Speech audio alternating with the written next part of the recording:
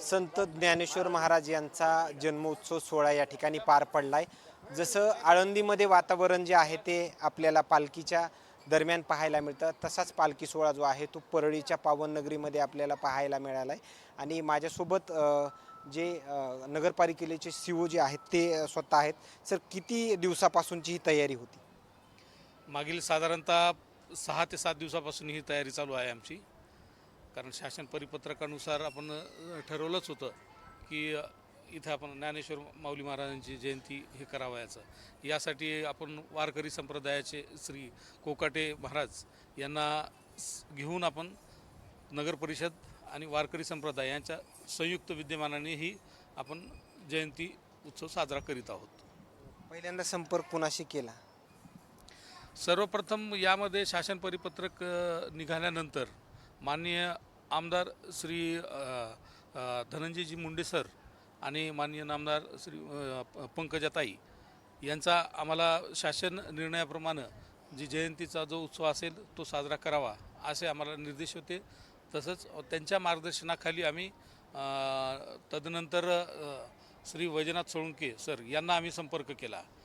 मग नंतर कोकाटे महाराज यांच्याशी संपर्क साधून कशा पद्धतीनं आपला हा उत्सव चांगल्या पद्धतीनं करता येईल याचं नियोजन आम्ही एक मागील 5 ते 6 दिवसापासून करून आज आपण तो कार्यक्रम घेत आहोत.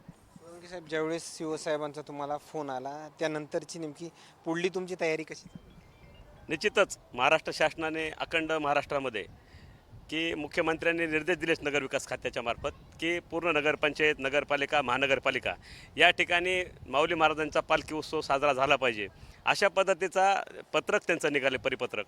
त्या परिपत्रकाच्या अनुषंगानं मुख्य अधिकारी नगर परिषद परळी यांनी या ठिकाणी हा उत्सव साजरा करण्याचं ठरवलं. निश्चितच परळी शहरामध्ये एक परळी वैद्यनाथाची नगरी आहे. या वैद्यनाथाच्या पवित्र नगरीमध्ये माऊली महाराजांचा जन्मोत्सव सोहळा मोठ्या थाटात झाला पाहिजे या उद्देशानं मुख्यमंत्री साहेबांचा या ठिकाणी आदेश होता आणि मुख्य अधिकारी नगर परिषद कांबळे साहेबांनी सांगितल्याप्रमाणे निश्चितच मी त्यांना सांगितलं की या कार्यक्रमाला कुठलंही राजकीय वळण न लागता शासनानं हा कार्यक्रम घ्यायला सांगितला आहे. म्हणून निश्चितच तुम्ही वारकरी मंडळाशी संप्रदायाशी संपर्क करावा आणि मी रामेश्वर महाराज कोकाटे वारकरी मंडळाचे अध्यक्ष आहेत त्यांचा संपर्क करून दिला आणि मी मुख्य अधिकारी साहेबांना सांगितलं की ह्या उत्सव सोहळ्यामध्ये कुठेही म्हणून आम्ही सर्वजण एक नागरिक म्हणून या सोहळ्यामध्ये सहभागी झालो. याला कुठलाही राजकीय हस्तक्षेप आम्ही याच्यामध्ये केला नाही आणि निपक्षपाती या ठिकाणी परळी नगर परिषद प्रशासन आणि वारकरी संप्रदायाच्या माध्यमातून हा माऊली महाराजांचा जन्मोत्सव सोहळा मोठ्या थाटात परळी शहरात संपन्न झाला आहे. हा पूर्ण पालखी सोहळा पाहिलाय, नेमकं काय प्रतिक्रिया पाहिल्याच्या?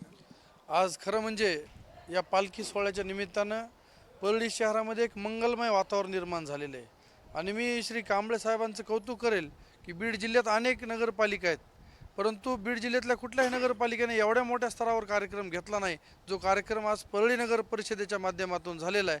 आणि त्याचबरोबर मी कोकाटे महाराजांचंही कौतुक करेल की त्यांचं या आध्यात्मिक क्षेत्रातलं संघटन मोठं आहे आणि त्या माध्यमातून आज परळीमध्ये पूर्ण भक्तिमय वातावरण निर्माण करण्याचं काम या कार्यक्रमाच्या माध्यमातून झालेलं आहे. महाराज, प्रत्येक भरे कसा केला तुम्ही?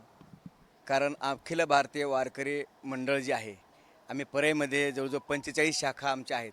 कारण आमचा एक ग्रुप आहे आणि एका ग्रुपमध्ये आम्ही जर एक मेसेज टाकला तर 45 ग्रुपला जवळजवळ महिला आहेत, तर माझ्या मतानं की 2 ते 2.5 हजार महिला आहेत. आणि आज गोकुळ अष्टमी असल्यामुळं तर तेवढ्या महिला येऊ शकल्या नाहीत. तरी पण मी पहिल्यांदा या ठिकाणी जेव्हा शासनाचा JR पडला आणि ते माझ्या मोबाईल पडल्यानंतर मी तात्काळ एक पत्र तयार केलं आणि अखिल भारतीय वारकरी म्हणजे मी नगरपालिकेला घेऊन गेलो आणि तिथून त्यांना नगरपालिकेत दिल्यानंतर ते जे रिशिव असते ती रिशिव घेतली आहे. त्यानंतर मी वैजनाथरावजी सोळंके साहेबांचा संपर्क केला. त्यानंतर आम्ही माननीय श्री धनंजय मुंडे साहेबाकडे आम्ही गेलो.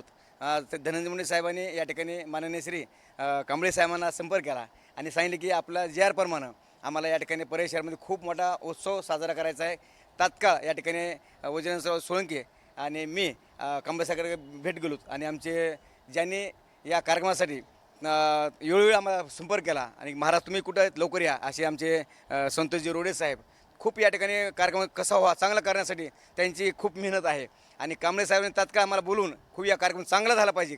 आणि साहेब, एवढा मोठा प्रतिसाद मिळेल ही अपेक्षा होती? नाही, कारण का तर याच्यामध्ये आता वारकरी संप्रदायाचा खूप मोठा वाटा आहे आणि त्यांच्या प्रयत्नांनी म्हणजे आम्ही जेवढी अपेक्षा केली नव्हती त्यापेक्षा चांगला कार्यक्रम आणि पूर्ण शहरामध्ये एक भक्तिमय वातावरण निर्माण करण्यामध्ये आज वारकरी संप्रदाय आणि नगर परिषद यशस्वी झाली.